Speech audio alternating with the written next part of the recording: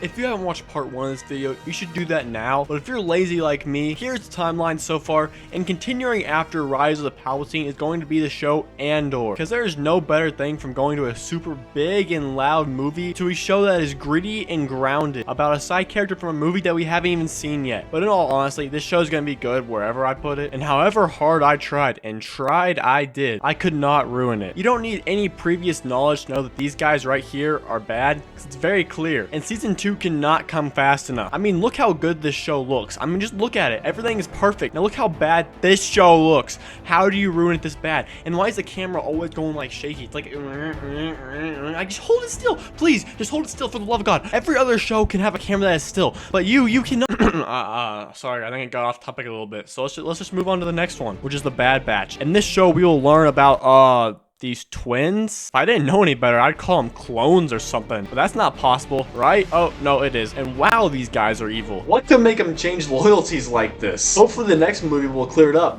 right? Nope, it's Return of the Jedi. Remember Luke? Oh no, not that Luke. Or that one. No, not that one either. Yeah, that one. Well, he wants to go save his father because Luke is a good guy, even though he was already dead. But hey, that doesn't matter. This order is so messed up. And apparently this girl right here, yeah, this one, is Luke's sister. It's a good thing they didn't make out or anything.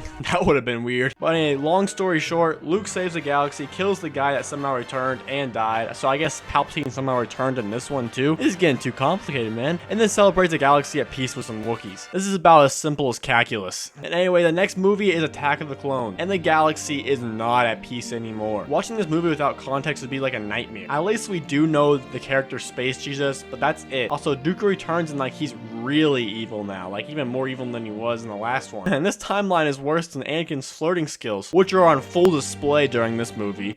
I don't like sand. I also wonder why he doesn't like sand. I mean, who doesn't like sand? Probably cause, oh, look at that. Anakin is committing genocide. I think I'm really gonna like this character for some reason. I'm also kind of hoping he shows up in the next show. Oh, nope, it's Rebels. Remember Blue Elon Musk? Well, this is him now. So basically, if we watch Star Wars in this order, Rebels becomes the Ahsoka show prequel, and I tried watching it this way, and actually, it wasn't half bad. And this is a real problem with the good shows. Wherever I put these shows, they will still be good, no matter how little or random context you have going into it. Dang it, good writers, why couldn't she be good at being bad? I mean, how hard is it to write something that's oh, look, it's a gift from the Lord. Just when I thought this order might be saved, Resistance has come along to crush it. Now, I've never seen Resistance, so I really can't talk about it. And that's the beauty of Resistance. No one has seen it because it's just so bad that no one wants to see it. So I guess we just move on. The 18th show in this timeline is going to be Mando. Remember him from the first show, the random silver dude in the armor with the little green goblin? Well, he got his own show, and it's actually good, like really good. I mean, it's the same thing as Andor. Wherever I put this, it was impossible to ruin. Well, until you watch season 3. Thunder against me!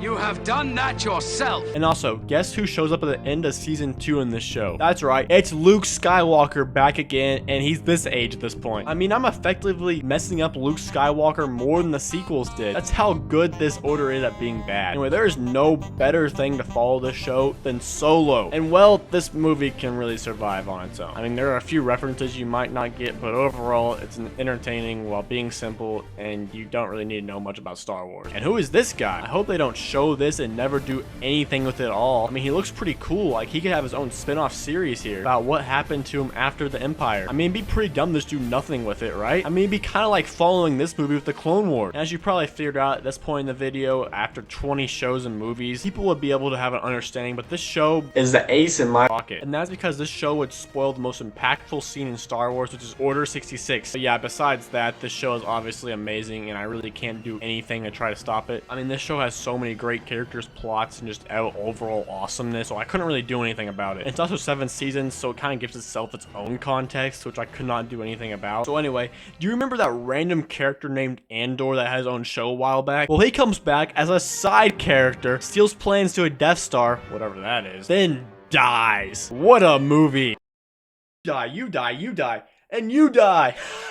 It's like a genocide party. And I'm just sad I wasn't invited because, you know, I love that genocide. Anyway, 3 movies left. Comes the first movie you should actually be watching, which is The Phantom Menace. After watching this movie, most of your questions that you had in the beginning would be answered. And while this may not be the best movie ever made, it is an important one in terms of context. It also has a very cool fight. Like, definitely top 2, and it might not be number 2. I mean, just look at this action. It's so sexy. And it also answers the question of why Anakin doesn't like sand, which is that's like Star Wars right there. That answers every single thing you had that has a question and the answer, like, you know. And you also know what they say: save the best for last. And that's what I did with Revenge of the Sith. I imagine this movie to someone watching Star Wars in this timeline, to watch this movie and be like that one out-of-world experience that you have while you're doing math, where you just understand math. Like, you watch this movie and you just understand Star Wars. It all just comes together. Like the centerpiece of Anakin, how he went from this good guy to this maniacal robotic slayer dude. It all just comes together in this movie. It explains almost everything that you need to know that you didn't know. And after 23 Star Wars movies and shows, you found the centerpiece of the puzzle. And with the last piece of the puzzle down, you can finally go kidnap your neighbor's dog. And after this revolutionary breakthrough comes the last and final movie. It's A New Hope. First Star Wars movie to ever come out. And oh, Luke, why are you kissing your sister? Jeez, there are kids watching. That is disgusting. So uncivilized. Anyway, here's the final order. And yeah, you can see it sucks. Anyway, see you.